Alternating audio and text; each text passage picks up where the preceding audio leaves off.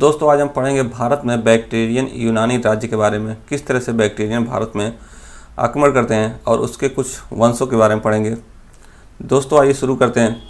जैसे कि आपको याद होगा हम लोगों ने पीछे पढ़ा था सिकंदर के बारे में। सिकंदर जिस तरह से भारत पर आक्रमण करता है और उसकी लड़ाई पोरस से होती है, पोरस हार जाता है, सिकंदर जीत जाता है, लेकिन जीतने की वजह से भी उसकी जो सेना होती है हिम्मत हार जाती है और ब्यास नदी को पार करने से मना कर देती है। जब सिकंदर की सेना ब्यास नदी पार करने से मना कर देती है, सिकंदर को वापस लौटना पड़ता है और वापस लौटने के क्रम में 323 ईसा पूर्व में उसकी मृत्यु हो जाती है। जब उसकी मृत्यु हो जाती है तो सिकंदर द्वारा जो भी विजित क्षेत्र होते हैं उस पर किसका अधिकार हो, इस विषय पर उसके सेनापतियों में लड़ाई होती है, जिसमें से मुख्य सेनापति सेल्यूकस और एंटियोगोनस होता है। हमको यहाँ खास करके सेल्यूकस के बारे में पढ़ना है।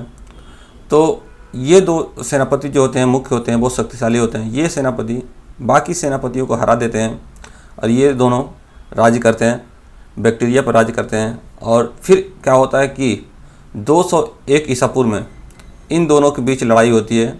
दोनों साम्राज्य पर कौन अधिकार करे, कौन राज्य करे, इस विषय पर इन दोनों में लड़ाई होती है, जिसे इम्पस की लड़ाई कही जाती है 201 ईसा पूर्व में। चलिए ये इसे छोड़िए, अब इधर देखते हैं। जब सेल्यूकस राज्य करना शुरू कर देता है तो उसके मन में सिकंदर की अधूरी इच्छा पूरा करने का ख्याल आता है और वो भारत पर लड़ाई करता है, भारत पर युद्ध करना चाहता है, योजना बनाता है। भारत में आता है 305 से 304 ईसा पूर्व में। चंद्रगुप्त मौर्य के समय में सेल्यूकस जो है भारत पर चढ़ाई कर देता है, लेकिन यहाँ का राजा चंद्रगुप्त मौर्य रहता है और सेल्यूकस जो होता है चंद्रगुप्त मौर्य से हार जाता है। हारने की वजह से वो अपनी पुत्री हेलेना का शादी चंद्रगुप्त मौर्य से कर देता है और अपने साम्राज्य का कुछ क्षेत्र भी सेल्यूकस चंद्रगुप्त मौर्य को सौंप देता है। और सेल्यूकस मौर्य का एक राजदूत होता है जो चंद्रगुप्त मौर्य के दरबार में आता है और चंद्रगुप्त के मौर्य साम्राज्य के बारे में एक पुस्तक लिखता है जिसका नाम है इंडिका। उस इंडिका से चंद्रगुप्त मौर्य के बारे में और चंद्रगुप्त मौर्य के साम्राज्य के बारे में बहुत सारी जानकारियाँ मिलती है। अब ये तो समझ लिए रिकॉल हो गया, रिवीजन हो गया। अब इसके बाद आते हैं सीधे 250 ईसा पूर्व में। 250 ईसा पूर्व में जब सेल्यूकस राज करता रहता है उसके दो मुख्य क्षेत्र होते हैं, एक बैक्टीरिया और एक पार्थिया, जहाँ पर अक्सर विद्रोह होता रहता है। किस लिए विद्रोह होता है? ये अपने आप को स्वतंत्र करना चाहते हैं ये दोनों क्षेत्र और यहाँ पर अपना राज्य बनाना चाहते हैं, अपना राज खुद का चलाना चाहते हैं। लेकिन सेल्यूकस के समय में नहीं होता है, उसके पुत्र के समय में भी नहीं हो पाता। उसका पौत्र होता है एक एंटियोकस, जो सेल्यूकस का पोता होता है, एंटियोकस द्वितीय। इसके समय में ये दोनों राज्य अपने आप को स्वतंत्र कर देते हैं और यहाँ पर राज करना शुरू कर देते हैं। बैक्टीरिया का जो राजा रहता है डायोडोटस प्रथम, ये यहाँ का बैक्टीरिया का नेता रहता है, ये राजा बन जाता है। और पार्थिया जो होता है आर्सेकस होता है, पार्थिया का राजा आर्सेकस बन जाता है। अब आगे देखते हैं बैक्टीरिया क्षेत्र कहाँ पर स्थित है, ये जान लेते हैं पहले। बैक्टीरिया वाला क्षेत्र क्या होता था? हिंदुकस पर्वत के पार उत्तरी अफगानिस्तान में, हिंदुकस पर्वत के पार उत्तरी अफगानिस्तान में बल्ख के आसपास क्षेत्र का जो क्षेत्र था वो बैक्टीरिया कहलाता था। स्ट्रैबो ने लिखा है कि बैक्टीरिया को आरियाना का गौरव कहा जाता था। आरियाना का गौरव कहा जाता था किसे? बैक्टीरिया को। अच्छा, बैक्टीरिया में कौन रहते थे? बैक्टीरिया में सीथियन जाति के आदिवासी रहते थे। बैक्टीरिया में सीथियन जाति के आदिवासी निवास करते थे, जो यूनानी और ईरानी दोनों मिश्रित रूप से रहते थे। इसी सीथियन जात को बर्बर भी कहा जाता है। यही आगे चल के शक कहे जाते हैं। ठीक, अब आगे देखते हैं। अब ये डिटेल से जानते हैं। सेल्यूकस का पुत्र कौन होता है? एंटियोकस प्रथम। एंटियोकस प्रथम जो होता है उसका पुत्र एंटियोकस द्वितीय। ये प्रथम और द्वितीय वाला क्या चक्कर है? जैसे अगर प्रथम पिता है तो पुत्र द्वितीय होता है। एंटियोकस जो है एंटियोकस प्रथम, एंटियोकस द्वितीय का पुत्र है। ठीक, अच्छा, सेल्यूकस जो होता है उसका पुत्र एंटियोकस प्रथम होता है। इसके बाद ये एंटियोकस प्रथम राज करता है बैक्टीरिया पर। इसके समय में भी पार्थिया और बैक्टीरिया विद्रोह करते हैं स्वतंत्र होने के लिए, लेकिन वो नहीं हो पाते हैं। एंटियोकस प्रथम ने एक केवल मुख्य काम किया था जिसको पढ़ने लायक है, बाकी और कुछ ज़्यादा इम्पोर्टेंट नहीं है। ये एक मुख्य काम इसने ये किया कि 293 ईसा पूर्व में एशिया माइनर में एक गाल जनजाति रहती थी, जो बहुत ही बड़ी जनजाति थी। इस गाल जनजाति को वो हटा देता है, इन सबको नष्ट कर देता है और उपाधि लेता है सोटर या सोबियर का। सोटर या सेबियर का उपाधि धारण करता है। सोटर या सोबियर मतलब बचाने वाला। एंटियोकस प्रथम कौन सा मुख्य काम किया? 293 ईसा पूर्व में एशिया माइनर से गाल जनजाति को हटा दिया। ठीक, अब इसके बाद इसका पुत्र आता है एंटियोकस द्वितीय। ठीक, ये क्या थोड़ा अय्यासी टाइप, थोड़ा शराबी टाइप रहता है। ये अयोग्य राजा रहता है और इसके अयोग्यता की वजह से जो पार्थिया और बैक्टीरिया राज रहते हैं वो दोनों स्वतंत्र हो जाते हैं, वो अपने आप को स्वतंत्र घोषित कर देते हैं और पार्थिया का राजा आर्सेकस बन जाता है। बैक्टीरिया का राजा डायोडोटस प्रथम। डायोडोटस प्रथम ये जो है बैक्टीरिया का गवर्नर भी रहता है, इसलिए वहाँ का नेता भी बनता है, इसलिए वह राजा भी बन जाता है। ठीक, जब ये दोनों राज्य स्वतंत्र हो जाते हैं, अब इस क्षेत्र को छोड़ देते हैं, एंटियोकस को छोड़ते हैं, अब इसके बारे में पढ़ते हैं। जब ये दोनों स्वतंत्र हो जाते हैं तो ये दोनों आपस में लड़ाई करते हैं कि एक दूसरे पर राज्य करने के लिए। ये चाहता है पार्थिया को हम ले लें और पार्थिया चाहता है बैक्टीरिया को हम ले लें। ये दोनों एक दूसरे पर चढ़ाई करते हैं। बैक्टीरिया डायोडोटस प्रथम जो होता है, बैक्टीरिया का जो राजा रहता है डायोडोटस प्रथम, इसका पुत्र होता है डायोडोटस द्वितीय। जब ये राजा बनता है तब भी इन दोनों में लड़ाई चलता है, लेकिन ये कूटनीति दिमाग कराता है। ये सोचता है लड़ाई करने से क्या फ़ायदा, हम दोनों संधि कर लेते हैं। ये पार्थिया से संधि कर लेता है और दोनों राजपाट चलाने लगते हैं, व्यापार करते हैं। इसी बीच में एक राजा बनता है गुथिडेमस। गुथिडेमस एक छोटे से क्षेत्र से राजा उत्पन्न होता है जो बहुत ही शक्तिशाली रहता है। ये क्या करता है? डायोडोटस द्वितीय को हरा दे देता है। डायोडोटस द्वितीय कौन है? डायोडोटस प्रथम का पुत्र। डायोडोटस प्रथम कौन है? बैक्टीरिया का राजा, जो विद्रोह करके राजा बना था, जो अपना स्वतंत्र कर लिया था। ठीक, तो ये गुथिडेमस जो है डायोडोटस प्रथम को हरा देता है और बैक्टीरिया पर राज करना शुरू कर देता है। इसके बाद क्या होता है? अब इस क्षेत्र को हम छोड़ते हैं। अब यहाँ देखते हैं इसका क्या हुआ। एंटियोकस द्वितीय जो शराबी था, जो अय्यास किस्मत का था। एंटियोकस द्वितीय के बाद उसका पुत्र राजा बनता है एंटियोकस तृतीय। ये राजा बनता है। ये आक्रमणकारी नीति का रहता है।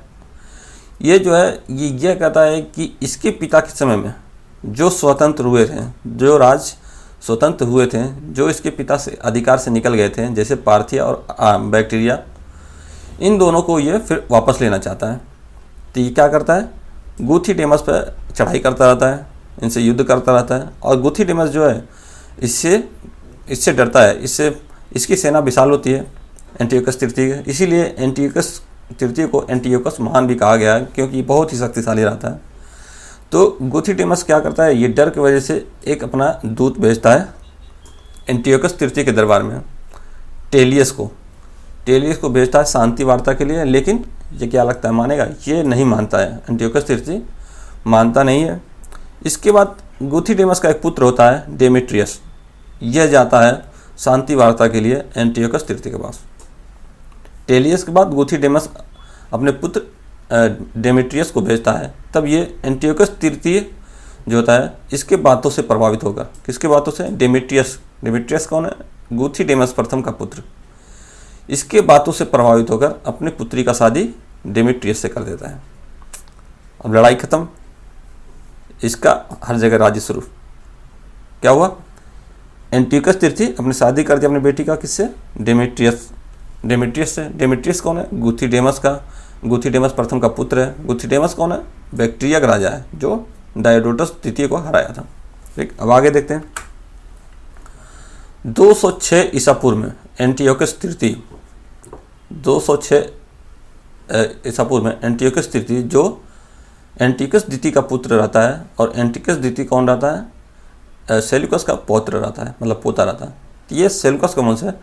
इसका ये जो है भारत में आता है, क्योंकि उधर तो अपना साम्राज्य बना लिया, अब ये भारत में अपना साम्राज्य बनाना चाहता है, बढ़ाना चाहता है। ये जब ये भारत में आता है तो उस समय गंधार का राजा, क्योंकि उस रास्ते से आता है, गंधार का राजा सुभागसेन रहता है। वह इसकी सेना देखकर डर जाता है और ये सांकेतिक समर्पण कर देता है। कौन सांकेतिक समर्पण करता है? सुभागसेन। डरकर सांकेतिक समर्पण कर देता है और एंटियकस तृतीय को बहुत सारा मुद्राएं, खजाना, मतलब बहुत सारा चीज़ें उपहार में देता है।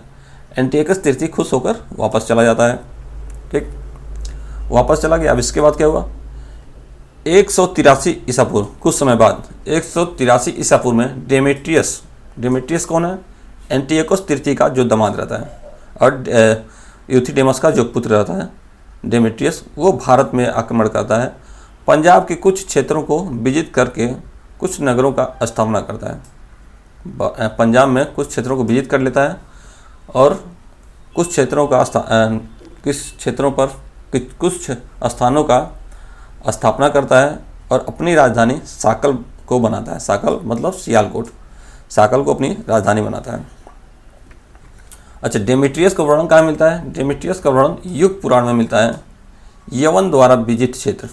ठीक, अब इनके द्वारा विजित क्षेत्र क्या था वो देखते हैं। साकेत, पांचाल, मथुरा, पुष्पपुर इनके द्वारा विजित क्षेत्र था जो यवन लोग जीते हुए थे, जो डेमेट्रियस ने जीत लिया था। उसमें साकेत क्या था, जो पंजाब अयोध्या के क्षेत्र है वो साकेत था। रुहेलखंड का क्षेत्र पांचाल था। मथुरा और आगरा का क्षेत्र मथुरा था और पुष्पपुर का क्षेत्र जो था पाटलिपुत्र था। यहाँ पर मौर्य शासक का सालिशुक एक शासक था, मौर्य शासक था सालिशुक, उसको भी ये हराकर यहाँ पर कब्जा कर लेता है। सालिशुक कौन था, अशोक का चौथा उत्तराधिकारी रहता है सालिशुक। ठीक, अब आगे देखते हैं। एक है मालवी कांगनीमित्रम, इसको किसने लिखा, कालिदास ने लिखा है। इसमें पुष्यमित्र शुंग के समय में यवनों का आक्रमण हुआ। इसमें बताया गया कि यवन का आक्रमण जब हुआ उस समय पुष्यमित्र शुंग का भी शासक था, तो पुष्यमित्र शुंग के समय में यवनों का आक्रमण हुआ। एक है महाभाष्य की रचना पतंजलि ने किया। इसमें बताया गया कि डेमेट्रियस ने साकल को राजधानी बनाया, भारतीय राजाओं की उपाधि धारण की, यूनानी और खरोष्टी लिपि वाले सिक्के भी जारी किए। ठीक, अब आगे देखते हैं दोस्तों। इसमें क्या होता है कि इसमें देखेंगे हम भारतीय संहिता में हम जब पढ़ेंगे तो एवन के बारे में जब पढ़ेंगे तो उसमें दो शासक प्रमुख पढ़ाए जाते हैं, एक डेमेट्रियस और दूसरा मिनांडर। ये दोनों यूथिडेमस वंश के ही शासक रहते हैं। डेमेट्रियस के पास मिनांडर शासक आता है, तब मिनांडर के बारे में जानते हैं। ये सबसे प्रसिद्ध यवन शासक था। भारत में यूनानी सत्ता को अस्थायित्व प्रदान किया। इसको बौद्ध साहित्य में मिलिंद पनह कहा गया। अच्छा, मिनांडर और एक बौद्ध साहित्यकार थे नागसेन, जिन्हें नागार्जुन के नाम से भी जाना जाता है, नागसेन थे।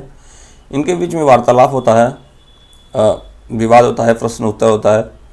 तो इनके द्वारा नागसेन और मिनांडर के बीच में जो भी वार्तालाप होते हैं उसको एक मिलिंद पनह नामक पुस्तक में लिखा गया। मिलिंद पनह पुस्तक को किसने लिखा, नागसेन ने लिखा था। और मिलिंद पनह मतलब मिनांडर के प्रश्नों का उत्तर। मिनांडर को मिलिंद कहा गया है मिलिंद पनह में। तो ये पाली भाषा में लिखी गई है। मिनांडर नागसेन से दीक्षा लेकर बौद्ध धर्म को अपना लेता है। मिनांडर जो है नागसेन से प्रभावित होकर इससे दीक्षा लेता है और बौद्ध धर्म को अपना लेता है। अपनी राजधानी इसने साकल को ही रहने दिया जो डेमेट्रियस ने बनाया था। इसके सिक्के भड़ौज में बहुत चलते थे। बहुत ही ज़्यादा चलते थे। यवनों को हराने वाला राजा, पहला राजा कौन था, वसुमित्र था, जिसने यवनों को हराया था।